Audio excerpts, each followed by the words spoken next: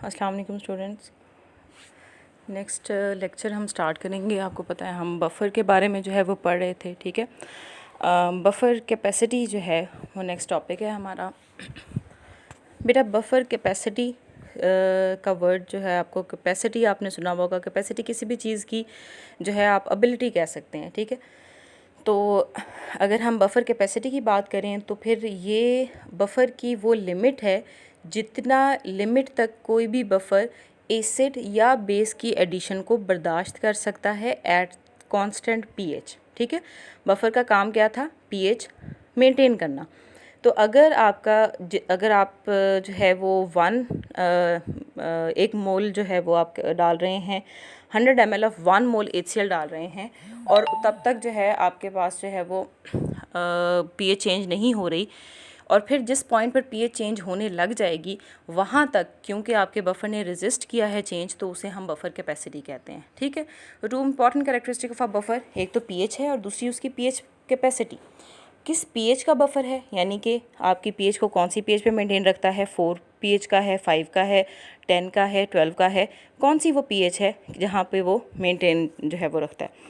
Secondly capacity क्या है कि आप कितना एसिड या कितना बेस डाल लें तो उसके पीएच पर फ़र्क नहीं पड़ेगा, ठीक है। ये दो चीज़ें इंपॉर्टेंट होती हैं। इनमें से बफ़र कैपेसिटी क्या है? द अमाउंट ऑफ एसिड और base the buffer can react with before giving a significant pH change.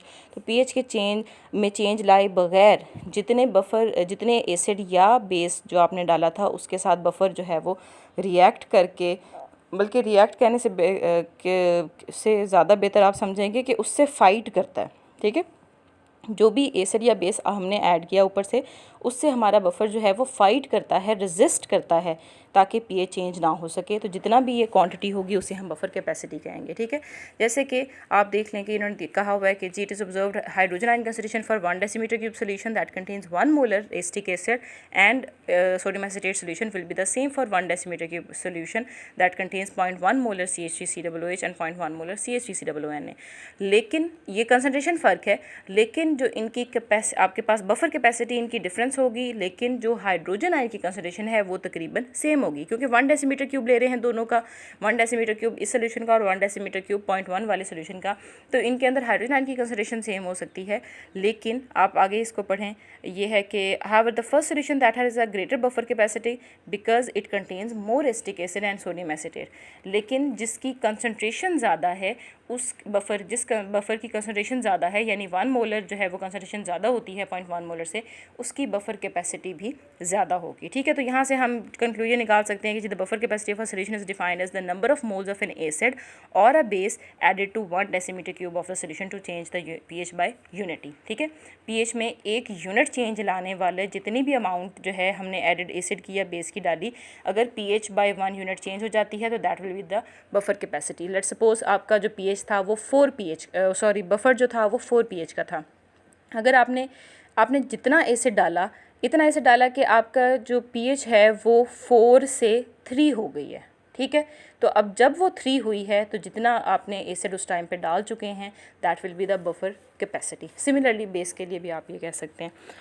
अच्छा, उसके बाद बफ़र जो है पीएच ऑफ अ बफ़र हम कैसे निकालते हैं, कैसे फाइंड कर सकते हैं, और अपनी मर्ज़ी के मुताबिक जो पीएच वाला बफ़र हम कैसे बना सकते हैं, ठीक है। इसके लिए बेटा हम हैंडरसन हेज़लबैच इक्वेशन ड्राइव करेंगे, और हैंडरसन हेज़लबैच इक्वेशन ही एक्चुअली वो फॉर्मूला है, वो आप समझ लें कि आपका तरीका है जिससे आप जो है वो पीएच जो है वो अपनी मर्ज़ी की मेंटेन कर सकते हैं। अभी जब हम ये इक्वेशन निकाल लेंगे, ड्राइव कर लेंगे, तो फिर आपको समझ आ जाएगी। देखिए बेटा, लेट्स सपोज आपको पता है जी how do you prepare a buffer of given pH, ये आपके पास क्वेश्चन है। लेट्स सपोज जी हमारे पास जो एसिड है, consider a buffer made up of a weak acid. हम एसिडिक बफर बना रहे हैं, वीक एसिड और उसका कॉन्जुगेट बेस। तो बेटा वीक एसिड आपके पास क्या है जी, this is a weak acid और ये उसका कॉन्जुगेट बेस, और आपको पता है वीक एसिड डिसोसिएट हो जाता है आपके पास हाइड्रोजन आयन और ए नेगेटिव यानी कि अपने कॉन्जुगेट बेस में। फिर क्या होगा, ये हमने पहले पढ़ चुके हैं बफर की वर्किंग में, ठीक है। तो आपको पता है एसिड डिसोसिएशन कांस्टेंट क्या निकलेगा इसका, hydrogen ion concentration into conjugate base concentration divided by weak acid, ये वाला, ठीक है। अगर हम इसको रीअरेंज कर दें, यहाँ से हाइड्रोजन आयन की कंसंट्रेशन निकाल लें, तो फिर हमारे पास ये बनता है acid dissociation constant into HA over A negative. यही बनता है ना, हमने पहले भी निकाला था, ठीक है। अब बेटा अगर आप इस इक्वेशन का नेगेटिव लॉग ले लें, नेगेटिव लॉग लेंगे, H पॉजिटिव का नेगेटिव लॉग क्या होता है, negative log of hydrogen ion concentration, जो कि pH के इक्वल होती है। इसी तरह आप नेगेटिव लॉग ले लें इस पूरी अमाउंट का। नेगेटिव लॉग जब भी आप लेते हैं या लॉग जब भी लेते हैं उसके कुछ रूल्स होते हैं, ठीक है। जो चीज़ें डिवाइड हो रही हैं वो लॉग में जाके माइनस हो जाएंगी, जो चीज़ें मल्टीप्लाई हो रही हैं वो लॉग में जाके ऐड हो जाएंगी, ठीक हो गया। अच्छा, अब ये देखें लॉग जो आपके पास Ka है, एसिड डिसोसिएशन कांस्टेंट, ठीक है, इसका नेगेटिव लॉग अलहदा हो गया ये, ठीक है। और जो हमारे पास ये वाली जो रेशो थी इसका नेगेटिव लॉग हमारे पास अलहदा हो गया, ठीक है। तो इसीलिए ये जो हमारे पास लिखा हुआ है नेगेटिव लॉग KaHA/A नेगेटिव, ये बाद में हमारे पास इस तरह से आ गया कि negative log of K minus negative log HA/A negative. अभी हमने रेशो का लॉग दोबारा लेना है, ठीक है। अब जब हम इसका आप ले लें तब भी ठीक है, ना लें तब भी ठीक है, अगर नहीं लेते हम इसको डिवीजन में रख लेते हैं, ठीक है। अब आपको पता है बेटा negative log of hydrogen ion concentration किसके इक्वल होती है, ये किसके इक्वल होती है, pH के, ठीक है। नेगेटिव लॉग ऑफ Ka किसके इक्वल होता है, pKa के, तो यहाँ पे pKa आ गया। तो this equation now becomes pH is equal to pKa minus log HA/A negative, ठीक हो गया। ये बात समझ में आ गई आपको, ठीक है, होपफुली। अच्छा, उसके बाद हमारे पास जो नेक्स्ट है, ये नेगेटिव का जो साइन है, नेगेटिव लॉग, अगर हम इन डिनोमिनेटर और न्यूमिनेटर को एक्सचेंज कर दें, यानी A नेगेटिव को ऊपर ले जाएं, HA को नीचे ले आएँ, तो फिर हमारे पास ये नेगेटिव साइन पॉजिटिव हो जाएगा, जो कि हमने नेक्स्ट स्टेप में किया हुआ है। अब आपके पास ये यहाँ पर pKa plus log A negative over HA हो गया। बेटा A नेगेटिव क्या है, कॉन्जुगेट बेस, ठीक है, तो इसलिए हम इसको pH is equal to pK plus log base over acid भी लिख सकते हैं। HA एसिड है और A नेगेटिव क्या है, बेस है। So this equation relates the pH of a buffer, किससे रिलेट कर रही है, pKa से, और जो रेशो है बेस ओवर एसिड इसके साथ, ठीक है, इन दो चीज़ों से, acid conjugate acid base pair की रेशो के साथ और pKa के साथ pH को रिलेट कर रही है। इसका मतलब जो भी आपने बफर बनाना होगा वो इन दो चीज़ों पर डिपेंड करता है, pKa के ऊपर और इनकी रेशो के ऊपर। बात समझ आ गई, इसे हम हैंडरसन हेज़लबैच इक्वेशन कहते हैं।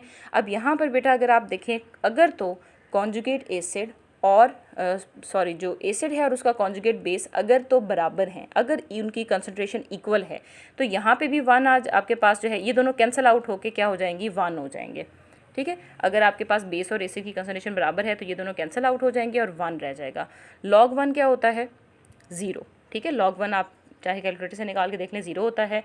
तो उस केस में when concentration of acid and concentration of base is equal, then pH is equal to pKa, तब उस केस में pH सिर्फ pKa पे डिपेंड करेगी। तो अगर आप pKa की वैल्यू जो है वो यहाँ पर सब्स्टिट्यूट करें तो आपको उसकी जो है वो बफ़र की जो है वो pH पता चल जाएगी, ठीक है।